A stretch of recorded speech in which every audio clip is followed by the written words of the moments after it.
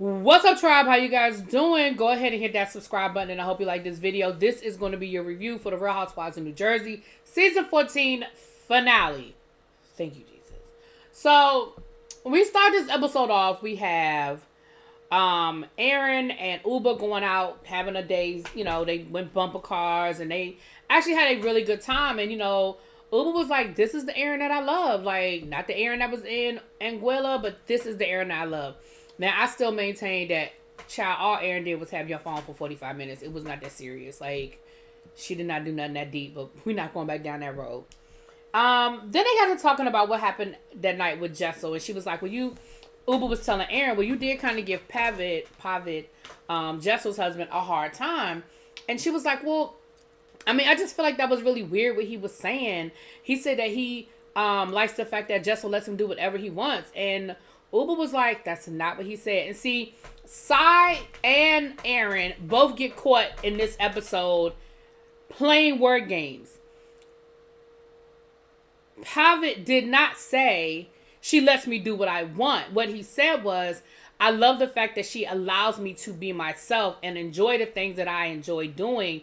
And I love that about her. That's what he said. He didn't say, well, she just lets me just do whatever I want to do. And I just get the... But because y'all felt like this whole Vietnam situation was weird, you added that and then you turned it into, well, she just lets me do what I want. And then Aaron was like, well, he had a great opportunity to say something really nice about her. And I mean, that's what he said. And Uber was like, but I think what he said was great. She was like, I think that's one of the most romantic things that anybody can say about you. Like, I want somebody that's going to say that about me because, hell, I need somebody that's going to put up with my shit. So, isn't that a great thing that he says? That he found the person that puts up with his stuff, like, that allows him to be who he is and loves him authentically in that space? And Aaron ain't had nothing to say, Chad.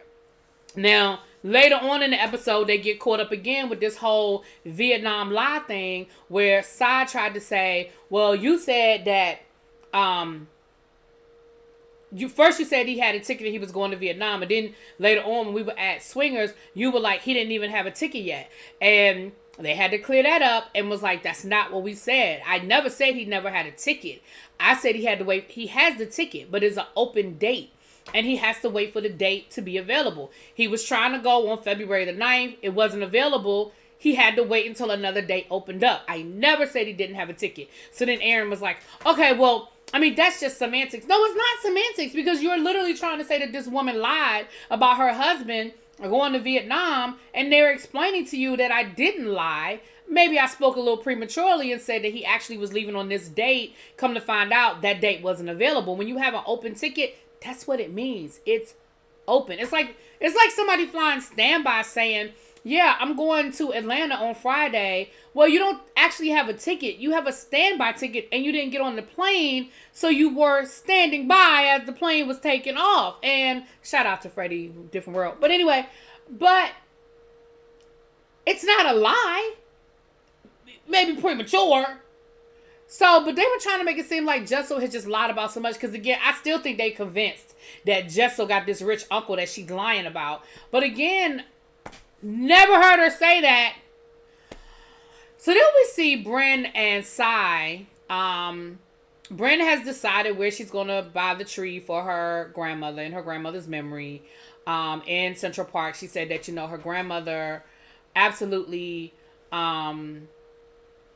talked incessantly about her when she went to New York and going to Central Park. And so that's why it was so important for her to buy the tree in Central Park. And so she shared that with Sai. And it was a moment we saw her go through the whole thing and picking the tree out and all that good stuff. So I thought that was cool. Unfortunately, though, Sai and Brynn don't end on a good note. But we gonna get to that. We're going to get to that. So Jessel is having a photo shoot over at Jenna's house. Now, Jenna said that she's used to having people in her house, using her house, for background, for props. She said that, my house has been used probably 80 times for a photo shoot. I'm used to it. So we see her, doing her eyelash situation and getting her eyelashes together. She said, her eyelash line. And her and Jessel are talking, and Jessel's like, oh my gosh, you do all this yourself? She was like, yeah, I do a lot of it myself. She said, and you are too, because I guess Jessel is going to be selling something, child. I don't know. I guess that's what the photo shoot was for. I'm sorry if I missed it. Over my head. But yeah, so then we saw Jessel. Uber came over to help Jessel, sort of like as a creative director. And again, it was just a nice work scene. We see Jessel doing her thing, and the pictures did look amazing. It looked really nice. I think it's a jewelry line. I think Jessel has a jewelry line. And so, it looked really nice. And then they got to talking about what happened at Jessel's house, where she was talking about, where they were talking about what happened with Sai, and, Bryn was telling her, girl, you got to stand up for yourself. Sai will respect you if you push back. And basically they were like, well, what are you going to say to Sai when you see her? Like, are you going to clear it up? Are you going to say something else? And Jessel was like, I don't know what I'm going to say. Like, at this point, I'm just kind of over it. And I just don't know at this point what direction we're going to go in. Jessel just feels like at this point you've talked about my husband, and you're questioning, basically you're questioning his fidelity to me, or insinuating that he's not faithful to me. And, it's a lot. It's a bit much. So then we catch up with Bryn and Aaron Aaron and Sai shopping for Bryn's birthday party. It's this whole eyes wide shut type vibe where everybody's wearing a mask and she wants you to be, sexy. And the person you bring with you, you can have a +1, but the +1 has to either be somebody you've actually had relations, the last person you had relations with, or somebody you want to have relations with, right? So those were the stipulations. So they're at like a Halloween shop because they're looking for masks for the party or whatever. And again, they have to recap the whole Jessel situation. And Sai is like, listen, yes, I was irritated the other night. And I am still irritated because I still feel like, the whole thing with Jessel, she's calling me a mean girl. And she said that, she called you my parrot. And like, I'm just over the whole thing. I'm just tired of it. And yes, I don't know if I'm going to say that to her. I don't know how I'm going to move forward with Jessel at this point. So then they get to talking about Uber, and Aaron lets Sai know that Uber was a little upset that she felt like her husband was kind of coming at her. Like, well, why are you single? Why aren't you with somebody? And Jessel was like, well, I don't think he meant any harm. I think he was just meaning from the point of view of, you're beautiful. Why are you single? And I don't think he meant any harm by it, but I can also understand that Uber, it can be a sore spot when you are the single person in your friend group, when you are the one of your, because like, even though Bryn is single, she really ain't single, Bryn was the one that was like, she goes on 3 dates a day kind of thing. Aaron's married, Jessel's married, and let's be clear, these are her TV friends. I get it. These are not her probably friends in real life, but who's to say that her friend group in real life isn't very much the same, When you get to a certain age, I went through it myself. When you get to a certain point where the majority of your friends are married or in serious relationships, like getting ready to get married. Like, there's a window of time for me it was. And I know for a lot of people it was like that. With child, I was always at a wedding. I was either always in one or at one or invited to one. Because a lot of people in your friend group, people you went to high school with, people you went to college with, there's a window of time where they're finding that person, So I can understand that Uber might have felt some kind of way. Now, again, I do not think that Sai's husband meant any harm. So Sai was like, well, girl, Uber's fine because Uber got a man. Now, remember, Uber told Sai, this is between me and you, don't tell nothing. And they pinky swore on it. And to Sai's credit, in that moment, she was like, I felt really bad as soon as it came out my mouth. Like, it wasn't my story to tell. I feel bad that I said anything. And that I basically let the cat out of the bag and told Uber's business. I feel bad. But let's be clear, Sai, you didn't feel too bad, because let me jump for a second. I'm going to fast forward a little bit because we didn't find this out until later. But I'm going to go ahead and tell y'all now. Aaron, Bryn, and Sai went out off camera. And this becomes very important at the end of this episode, that this happened off camera. Off camera, they went out for drinks. They went out to eat, and they took Bryn out for her birthday, and they had drinks and stuff. And while they were there, when the cameras run around, baby Sai told it all. So you were only concerned about telling Uber's business when the camera was running. When the camera wasn't running, you told all her business. You told these people who this man was, where this man lived, his real name, and what he did for a living. But you did it off camera. And you told Bryn and you told Aaron.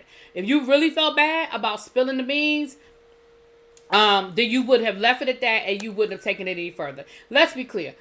I think some of us have, because I can't say everybody, but I think to a certain extent, most of us have been guilty of saying something that we said we weren't going to say, whether we did it with intent or not. Because sometimes you talk to somebody enough, you will be like, oh, I wasn't supposed to say that shit. And of course, once it's out, you can't unring the bell. But what you can do is not speak on it anymore. What you can do is not add more information to it. So, Sai, at the end of the day, you didn't feel bad. You only felt bad about the fact that it was done on camera.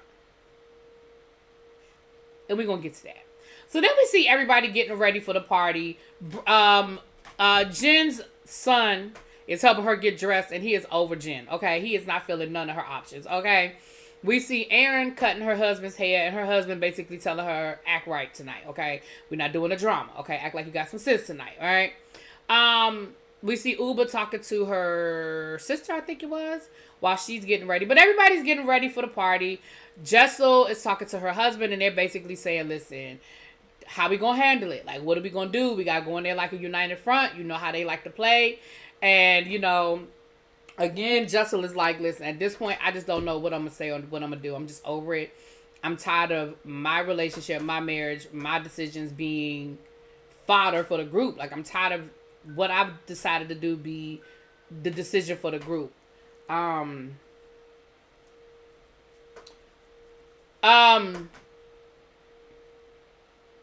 So we get to the party, and it looks like a really nice party. I mean, it does. It looks like a really beautiful party. I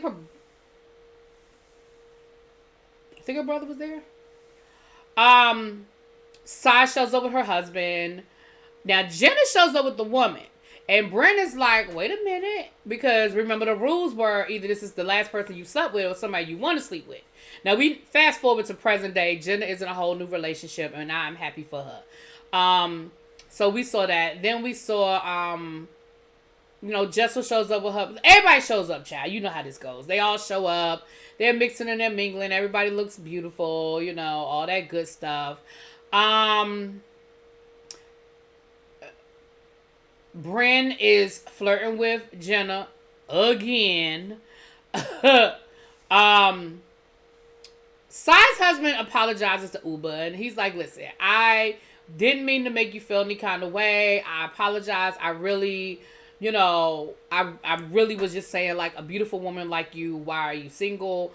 And so she was like, it's cool. Like, I didn't feel like you meant anything by it. Like, it's all good. It's cool. We're good.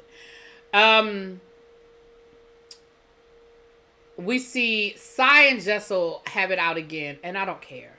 I just don't care. They just...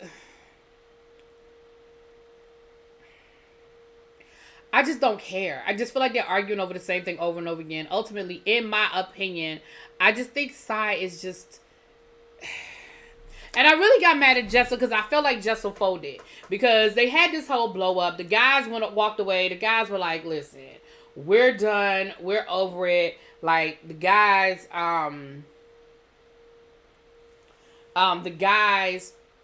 we don't do the drama over here. So Jessel goes over to the guys, and Jessel was like, well, actually, Bryn started it. That's important. Bryn started the whole thing because Bryn was carrying the bones back and told Sai that Jessel's husband called her bipolar and called her a bitch. That wasn't a necessary story to come back, but I get it. Every show needs one. Every show needs the bone carrier to get the shit started. Like, literally, production, I feel like, whispered in Bryn's ear what to say. And she said it. And that's where it went down, right? That's how the whole situation went down. So then Bryn and Sai get into it. And, of course, Sai's offended because she was like, oh, my gosh. I mean, not Bryn. Jessel. Like, he called me bipolar. And that's offensive since my mother was bipolar. So, like, him calling me that, it was doubly offensive. Whatever. So they kind of have this whole blow up. So Jessel is talking to Sai's husband. And she's like, Like, what did I do to your wife that she doesn't like me? Like, what do we need to do so that your wife can like me? Now, in your confessional, you're like, I don't care. I'm not trying to beg nobody to be my friend. I'm not trying to beg a grown woman to be my friend. But then you're literally sitting here talking to her husband in real time saying, what can I do to make her like me? Why doesn't she like me? And then,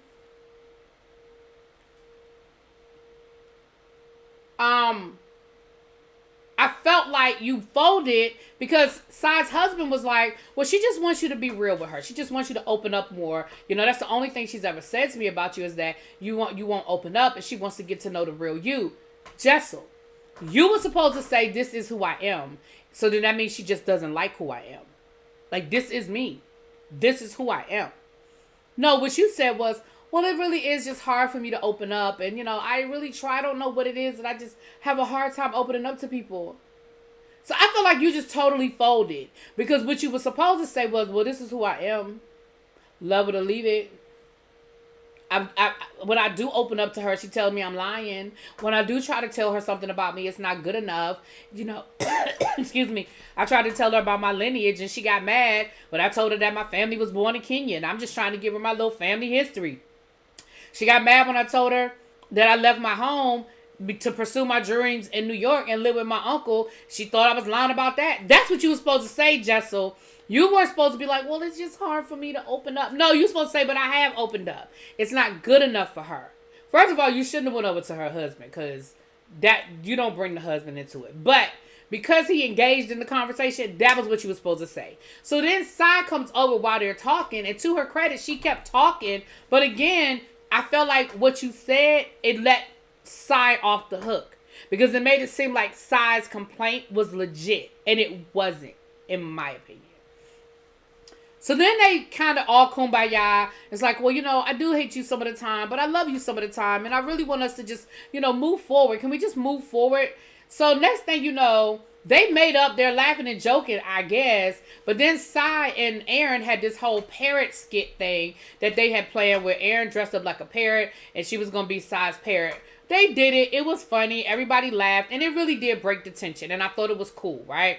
So then they bring out Bryn's cake, which was really cute. It looked like a book. It was her favorite book from her childhood. It was a Nancy Drew book. And so, you know, we know we've already talked about how much she loves to read and stuff like that. So I thought it was a really, really cute cake. She flirts with all of the husbands once again. And then just when you think the show is over and then we're going to all end on a whole kumbaya, it's almost as if, again, production reached over to Bryn and said, because Bryn literally, while she is cutting her cake, she leans over to, like, she yells across the room at Uba, because Uba had gotten a phone call and was like, oh, I'm going to call you back in about 20 minutes. She reaches over to Uba and says, yells over to Uba and says, so Uba, I heard you got a man in Connecticut. Uba's like, excuse me? And Sai and Aaron immediately are like, don't do that. Like, oh, like, that's not cool. That's not cool, Bryn. That's not cool. And Bryn is like, what? What are you talking about? What did I do? Bryn, you knew exactly what you did. And I'm going to tell you why you knew what you did, because you told on yourself. So at first, that's when we found out that they had this whole off-camera conversation. Now, what Aaron said was, it was a circle of trust. Sai told them, do not repeat this. Don't say it. I'm telling you some stuff y'all ain't supposed to know, so don't say shit. So Bryn says, well, what did I do wrong? What? You said it on camera, right? I mean, you already said this. And Sai was like, I absolutely didn't say it on camera. And you know I didn't say it on camera because I told you I didn't say it on camera. So again, Sai, you're not upset that Bryn repeated it. You're upset that Bryn repeated it on camera. Because you were cool with telling Uba's business as long as the cameras weren't rolling. But because you didn't say all of that information on camera, now you're upset. So you never said that the man lived in Connecticut. You never said, but you told them that. So the fact that Bryn was able to say Connecticut, Uba knew exactly where it came from. But to Uba's credit, yeah, she was mad at Sai.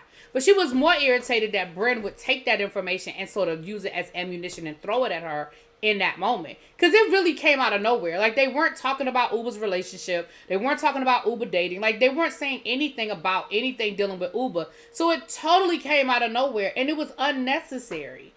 So now Sai is pissed off at Bryn because she's like, she said that is her private business. That is unnecessary. Why would you say it? And Bryn is like, and now Bryn is playing innocent, like, what? Like, you said it on camera. You said it on camera. And Bryn was like, I didn't say it on, Sai was like, I did say it on camera. You know I didn't say it on camera. I told you. But here's how I know that Bryn knew she was lying when she said it. Because Bryn, later on, when she was talking to Jenna or somebody, child, I don't even know. She said, so they said I broke the circle of trust or whatever. Or maybe she said it in her confessional. So you know that this was supposed to be confidential. You know this was supposed to be in the circle of trust. You absolutely know that. So you knew what you were doing when you did it, Bryn. And again, I felt like production was like, because it just came out of nowhere. So Sai ends up leaving mad. Uba ends up leaving mad. Bryn is like, well, what the hell did I do? And of course, Jessel leaves. Aaron leaves. And basically, Bryn is just left there with her real friends. Because let's be clear. Those were her TV friends. Okay. The people that were still at the party after everybody left, those were her real friends anyway. That's why she really wasn't that mad, to be honest with you. And of course, that carries us into the drama going into next season. Well, the reunion, which starts Sunday. Anyway, let me know what you guys think. I'll talk to y'all later. Peace.